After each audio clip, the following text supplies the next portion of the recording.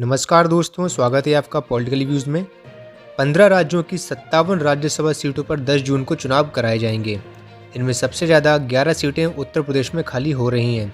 वहीं तमिलनाडु, महाराष्ट्र से 6-6, बिहार से 5, आंध्र प्रदेश, राजस्थान और कर्नाटक से 4-4 सदस्यों का कार्यकाल की अवधि पूरी हो रही है। मध्य प्रदेश, उड़ीसा से 3-3, तेलंगाना, छत्तीसगढ़, पंजाब, झारखंड और हरियाणा से 2-2 और उत्तराखंड से एक सदस्य का कार्यकाल जुलाई से अगस्त के बीच पूरा हो रहा है। इन 57 सीटों में से बीजेपी का 25 सीटों पर कब्जा है। वहीं उसकी सहयोगी पार्टियों की बात करें तो पिछले राज्यसभा चुनाव में जेडीयू के खाते में 2 और एआईएडीएम के खाते में 3 सीटें गई थीं।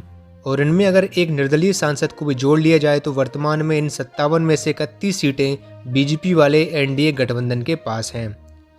इस बार के चुनाव में इन 31 सीटों को बचाना एनडीए के लिए एक बड़ी चुनौती साबित हो सकता है, क्योंकि विधानसभा चुनावों का गणित ये बता रहा है कि एनडीए को 6 से 9 सीटों को नुकसान उठाना पड़ सकता है। वहीं बात अगर यूपीए गठबंधन की कर ली जाए तो कांग्रेस की 8, डीएमके के 3, शिवसेना और एनसीपी के कुल सांसदों को मिलाकर इनकी कुल संख्या 13 तक पहुंचती है।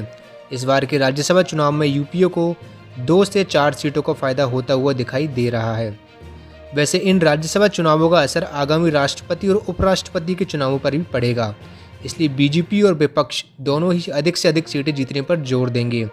तो ये जानते हैं हर एक राज्य में कौन सी पार्टी कितनी सीटों पर जीत दर्ज कर सकती है। शुरुआत करते हैं उत्तर प्रदेश से। यूपी में इस बार सबसे ज़्यादा 11 सीटों पर चुनाव होने जा रहा है।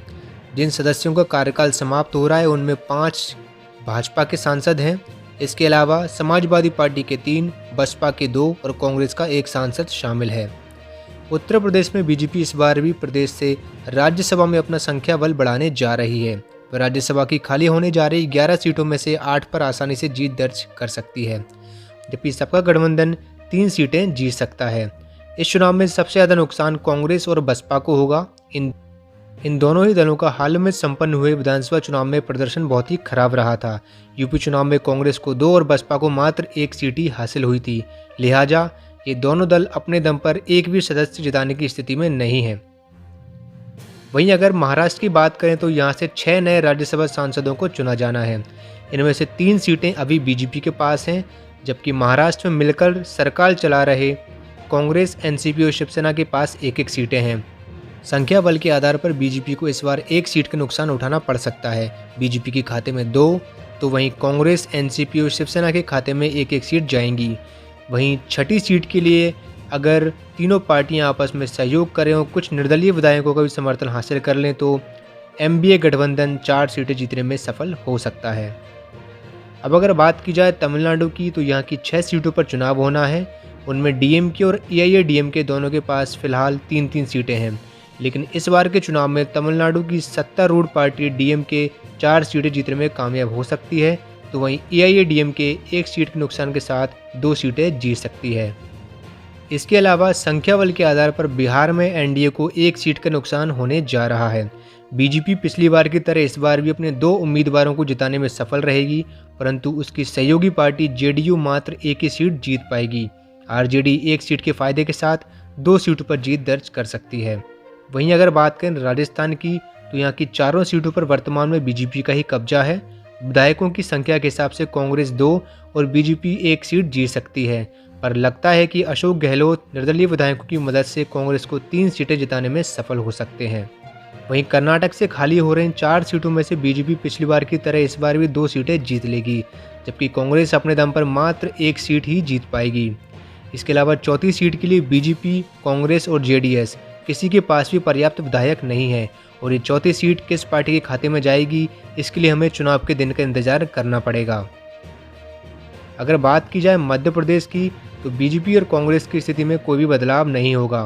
पिछली बार की तरह इस बार भी बीजेपी 2 और कांग्रेस 1 सीट जीतेगी। दूसरी तरफ छत्तीसगढ़ में बीजेपी और कांग्रेस दोनों के ही 1-1 सांसदों का कार्यकाल खत्म हो रहा है, पर इस बार दोनों सीटें ही कांग्रेस पार्टी आसानी से जीत जाएगी। वहीं पंजाब की बात करें तो प्रचंड बहुमत के बलबूते आम आदमी पार्टी यहां से खाली हो रही दोनों सीटें जीत लेगी। अगर बात करें झारखंड की तो यहाँ चुनाव परिणाम हमेशा से ही चौंकाने वाले रहे हैं। अभी के समीकरण के हिसाब से बीजेपी और जेएमएम दोनों ही 1-1 सीटें जीतने में सफल हो सकते हैं। झारखंड की तरह हरियाणा में भी बीजेपी एक सीट जीतने में कामयाब रहेगी, जबकि दूसरी सीट कांग्रेस के खाते में जाएगी। बात करें उत्तराखंड की, तो यहाँ एक सीट पर चुनाव होना है, जिस पर फिलहाल कांग्रेस का कब्जा है। परंतु वर्तमान में उत्तराखंड में बीजेपी की सरकार है, इसलिए बीजेपी ये सीट कांग्रेस से छीन लेगी। इसके अलावा आंध्र प्रदेश की चारों सीटें वाईएसआर कांग्रेस की झोली में जाएंगी। वहीं तेलंगाना की 2 सीटें टीआरएस और उड़ीसा के 3 सीटें वहां की सत्ताधारी पार्टी बीजू जनता दल के खाते में जाएगी। धन्यवाद।